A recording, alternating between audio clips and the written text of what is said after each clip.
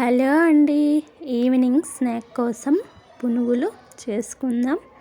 ముందుగా ఒక బౌల్ తీసుకొని జల్లించిన మైదా పిండి కానీ లేదా గోధుమ పిండి అయినా వేసుకోవచ్చు. రుచికి సరిపడా సాల్ట్, క్రష్ చేసిన జీలకర్ర, కొద్దిగా ఆయిల్ వేసి హాఫ్ కప్పు పెరుగును యాడ్ చేయాలి. కొద్దిగా వాటర్ను యాడ్ చేస్తూ కలుపుకోవాలి. పల్చగా కాకుండా అలా అని గట్టిగా కాకుండా కలుపుకోవాలి. అలా ఒక 3 to 4 hours పక్కన ఉంచుకోవాలి. అప్పుడే టేస్టీగా ఉంటాయి.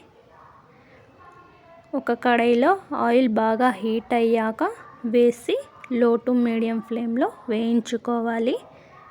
ఆయిల్ బాగా హీట్ అయ్యాక వేస్తేనే బాగా పొంగుతాయి. లోపల కూడా పిండి కాకుండా లో టు మీడియం ఫ్లేమ్లో వేయించుకోవాలి. పునుగులు రెడీ.